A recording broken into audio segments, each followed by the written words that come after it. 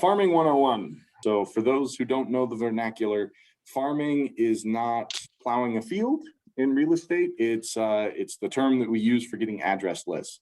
Those are the address lists that you guys are going to use to reach out to people. You can do it by postcard, do it by door knocking. There's a bunch of different ways to use it, and we're going to be going over some of those today. You guys can do it yourselves, but it's a very basic farm, or we can be running it for you, and that's where we can get a lot more technical.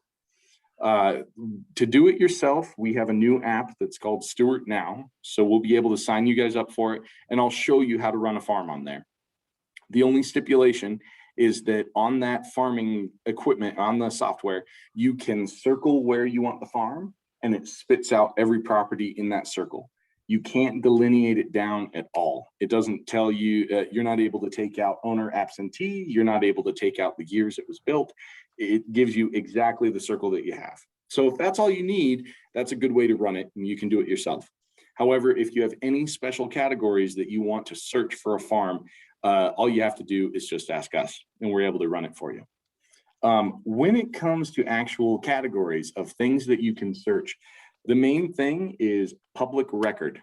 Anything that's public record, we're able to search for.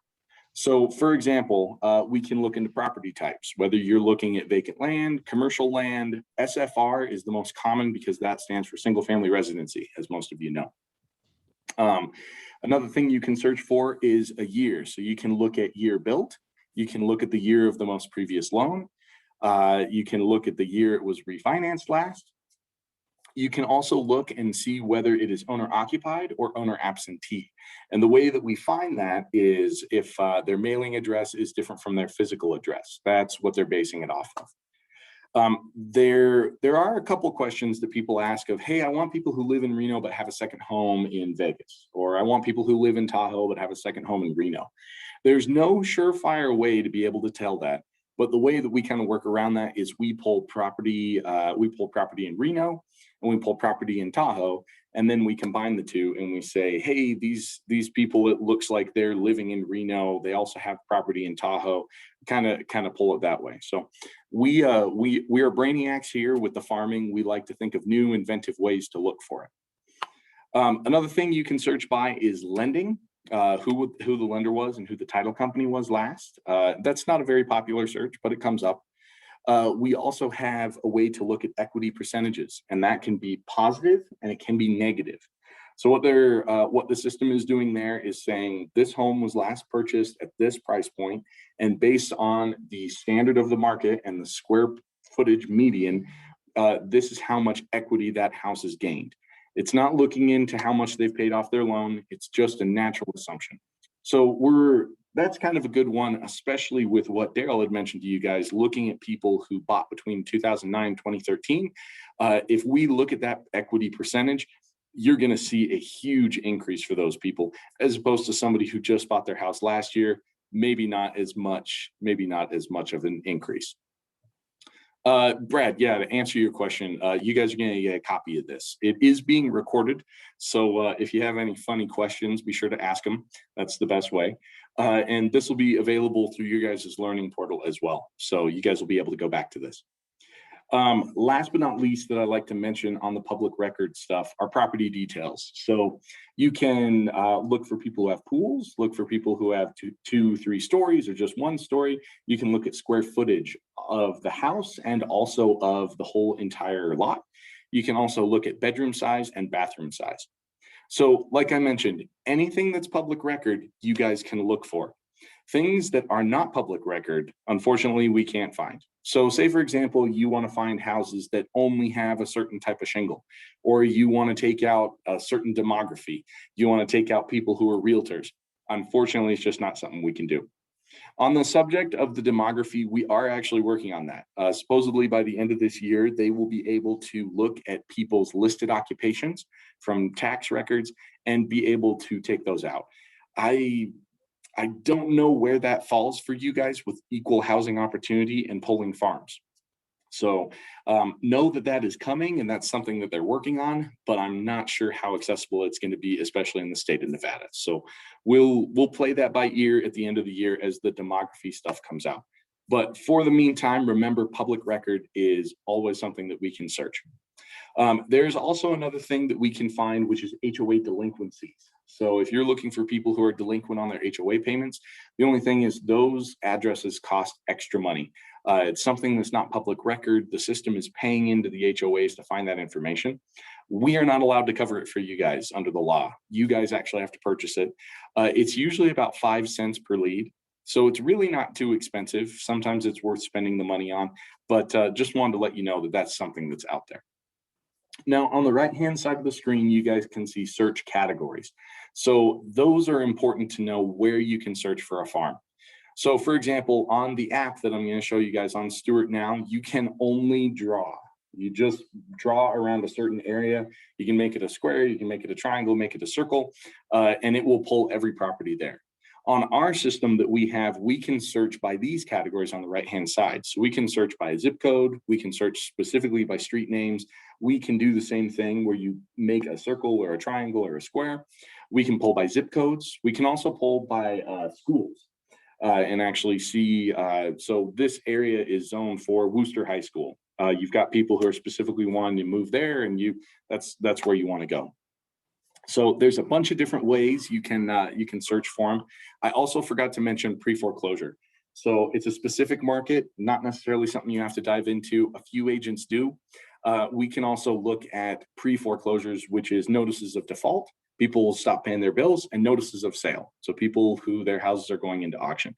Obviously, right now with the moratorium, things are a little bit different, but that's also another way that we can search for you guys. Any questions on search categories before we move on? Okay, good, easy peasy. Don't be afraid to ask. If you guys have a zany farm that you guys want to run and you have a couple categories you want to do, you can always ask. And the worst thing we can say is, we can't run that, but we have something close, or we have a different idea for you. When you guys run a farm, all you have to do is just give us a call. You can shoot us an email and just list out all of the information you need. For example, hey, I need a farm of the Huffaker Hills neighborhood. I want houses built 2005 and above, and I want people who are the owner occupied. So I want them living there. Another thing that people like to do too is use owner absentee, and instead of sending it to the owner who lives somewhere else, they send it directly to that house and address it to the real renter and say, hey, are you thinking about moving? You should move. Now, one of the things that Daryl did want us to cover today are absentee owners.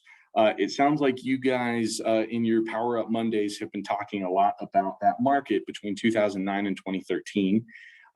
Those homes have, based on that chart and the bubble, or excuse me, not the bubble, we're not really creating a bubble, but based on the way that the market has gone, they have increased equity, pretty significant increased equity, as a matter of fact. So those are definitely people that you'll want to target.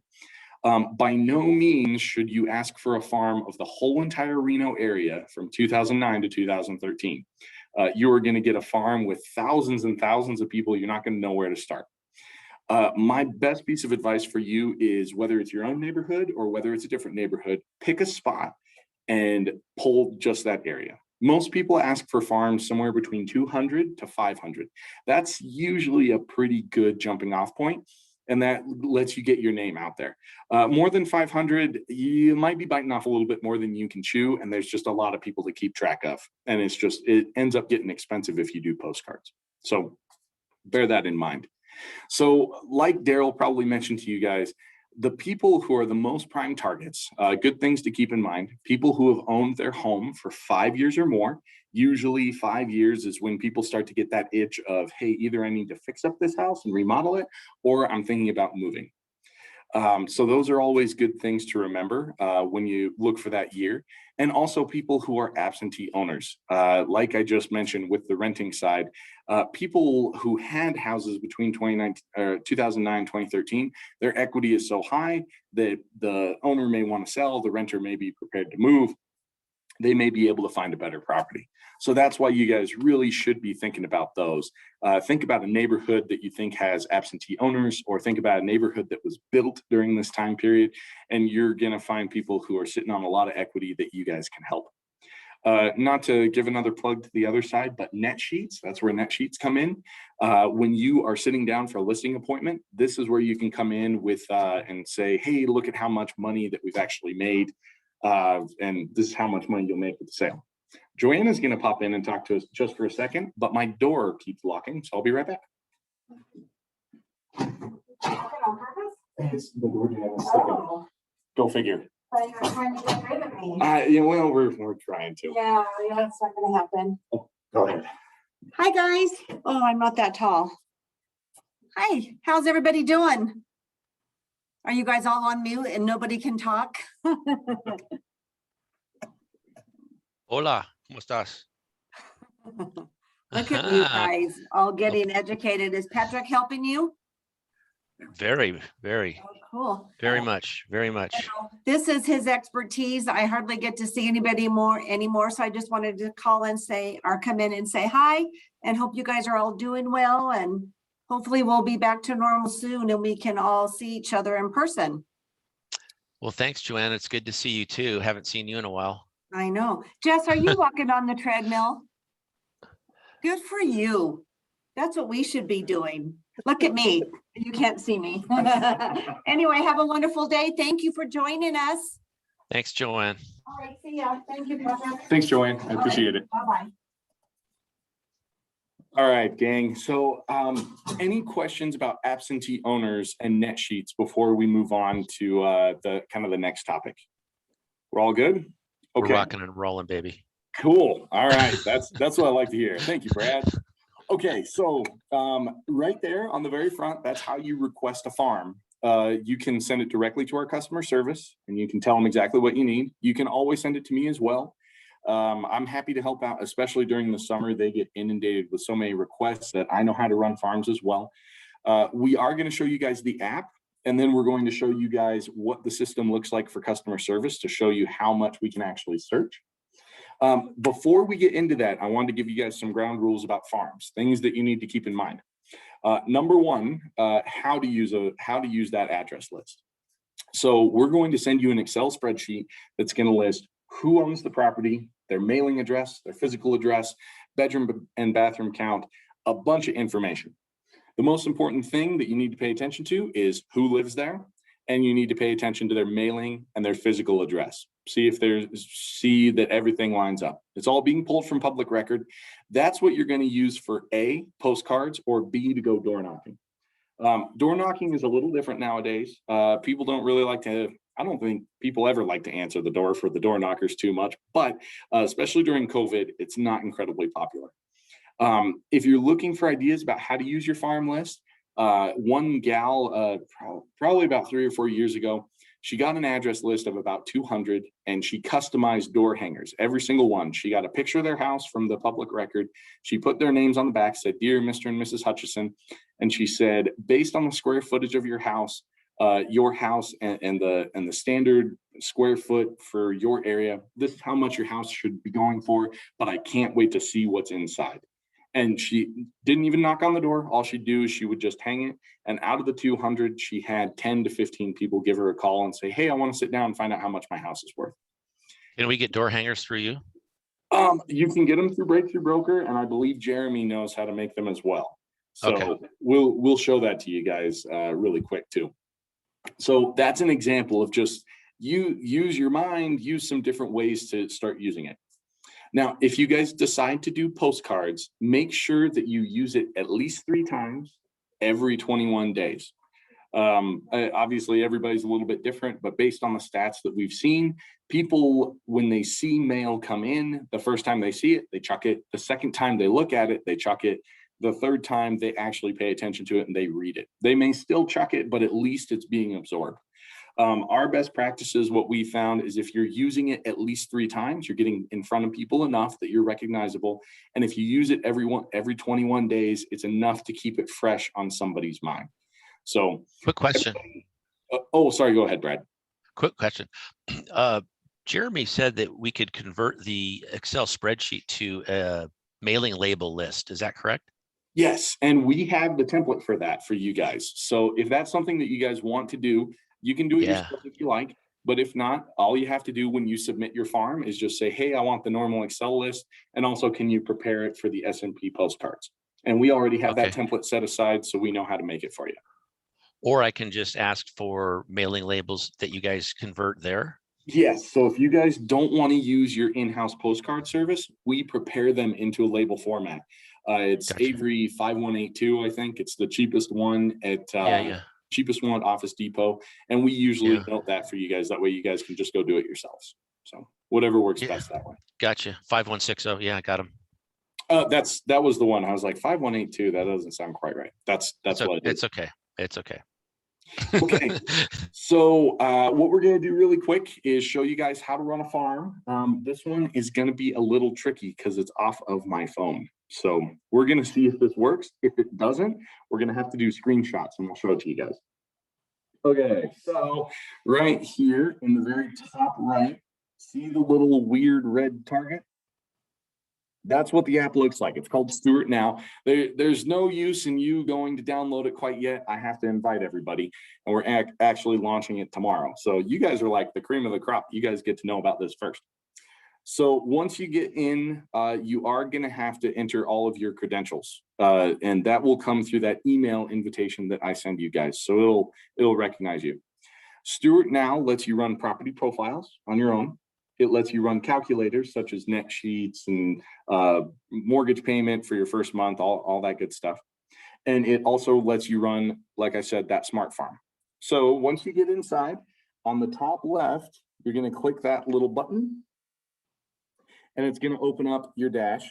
And I know this is backwards for you guys, but it says dashboards, property profiles, calculators, smart farms. That's where you're going to want to go. So you click on the smart farm and it's going to show you, it's going to center on the location that you're at. So this one is showing, looks like Reno. You do have to zoom in, and there's also, there's 4 buttons on the bottom right. So the first one is a search. So you can search specifically for a property and it'll zoom in to where that is. Second one is your little pencil. So it'll help you draw. The third one is, it changes the look of the map. So I just changed it to the map version. It can change to the terrain.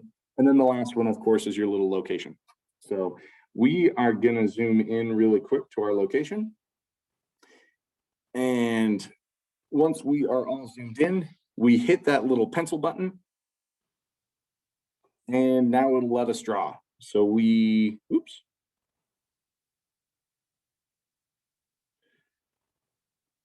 All right, it's thinking for us. We made a circle. All right, so see how the circle looks? And it pulls all the properties on the inside of there. Now you can readjust the circle at the very bottom. It lets you refresh and adjust and preview and all that good stuff. But you can't delineate it down, like I said, by SFR, by year it was built, anything like that. What you're going to do is you say preview, it'll think for a minute, and then it will list that and you can save it. So now here's the complicated part and the part that we're kind of fighting with Stewart. You run the app on your phone and you run the farm, but you cannot access the list. You now have to go to your desktop version of Stewart Now and download that list that you just saved. Is Stewart Now available right now? Like if I go to Stewart Title? It's actually launching on Friday. So it's Friday. Kind of getting a sneak preview of it, more or less. Okay. So the complicated part, though, is you can't run a farm from the desktop version. We are talking to Stewart National and trying to get it one way or the other. Either you have access to your farm that you just ran and pull the spreadsheet on your phone, either that or you're able to run a farm from the desktop and be able to look at it. Unfortunately, they're a little bit slow on the move. So right now we're kind of split both ways. So it's a little complicated, but I just want to make sure you know, once you run the farm on your phone, it'll pull that up and then it says save. That'll save to your farm, and then online on the desktop version, you're able to see that farm that you just pulled. Complicated, clear as mud. What do you guys think? Complicated. Good. That's what I like to hear. Okay. So the other piece. Oh, sorry. Go ahead, Leslie. All right. She's tongue-tied. That's all right.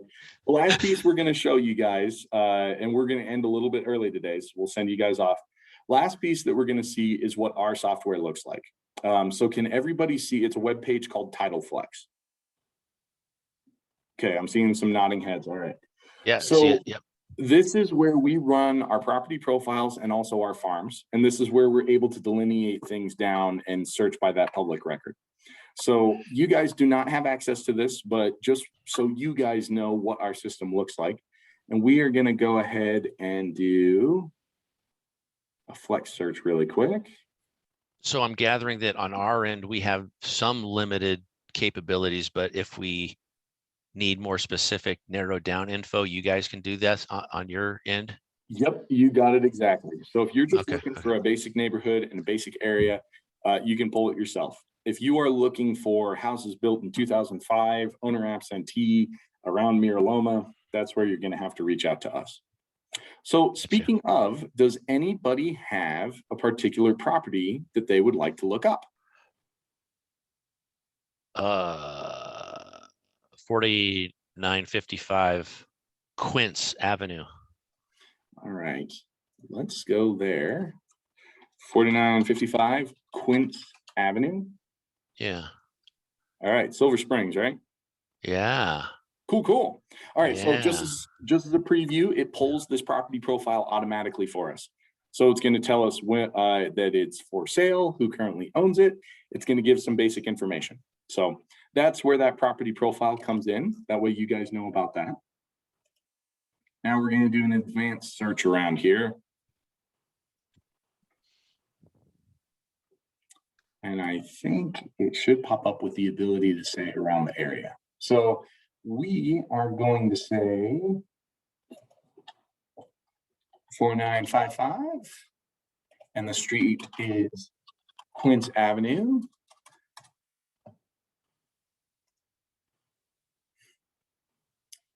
All right, and it grabbed that. So now what we're going to do, it's pulled 61, so it's doing a radius, and we're going to find that here in a minute.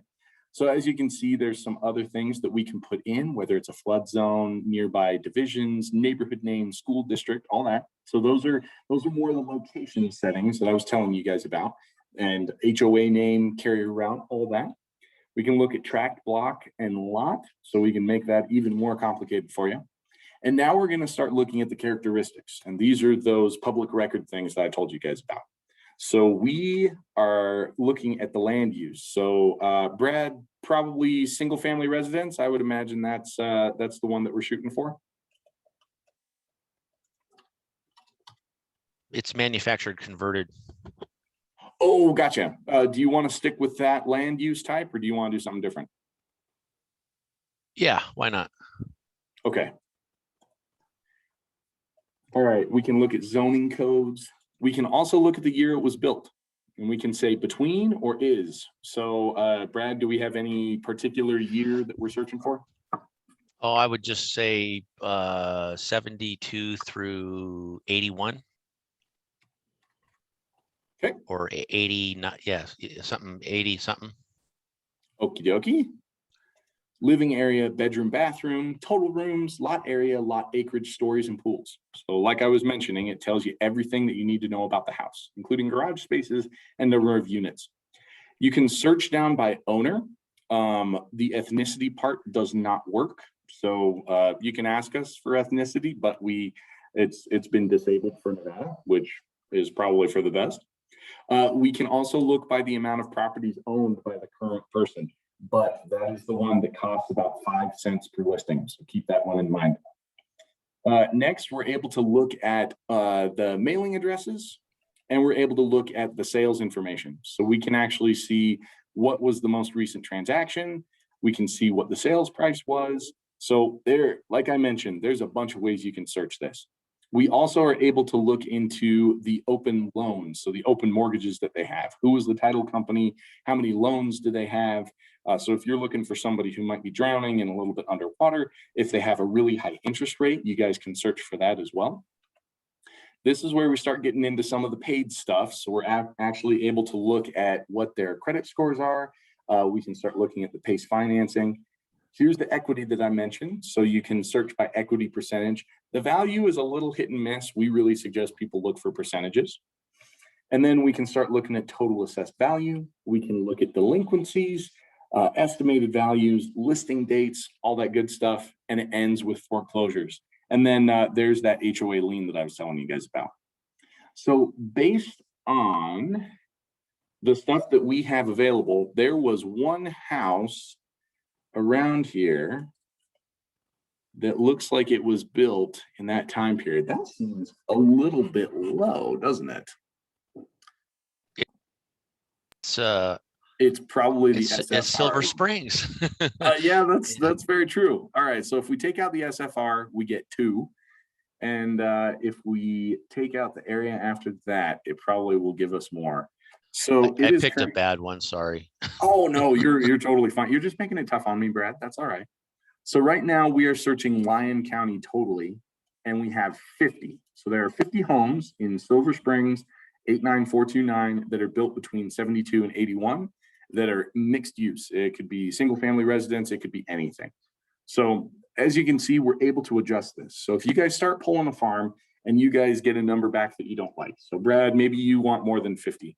All we have to do, this is saved, so we just have to go back in and search for those priorities. We can change it. Instead of doing Silver Springs, maybe we want to do the whole entire city and then a mile outside of the city. You guys name it and we're able to find it. Before we get out of here, is there anything else you guys want to see on our farming side, on the farming software? Okay, good answer. All right. So that just, it kind of gives you that idea of, I know it's a lot, but it gives you an idea of just how much we can search by. And you guys really are only limited by your imagination.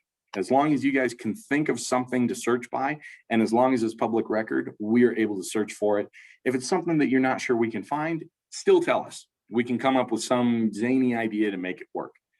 That kind of brings us to the end. I did want to offer, if you guys have any farms that you guys need run, I'm happy to write them down right now for you guys. If you guys have any other questions, I can address those too. So any questions or any farms that you guys need run? My farms are top secret. Gotcha. All right. I figured. No, thanks. no worries. Thanks, Patrick. Yeah. Thank you. Of course. At the beginning, you said you would do it for us. Yes. Talk to me. Okay. All right. I figured as much. I know farms are top secret stuff in this business. So if you already have your farm that you know what you want to ask for, you can send it directly to customer service, or you can send it to me. If not, Leslie, I'll give you a call, and Brad will give you a call. And like I mentioned, this whole thing was recorded, so you can always go back to it. You can ask more questions, and it'll be available for S&P to take a look at. Yeah, that's why it's top secret, because you're recording.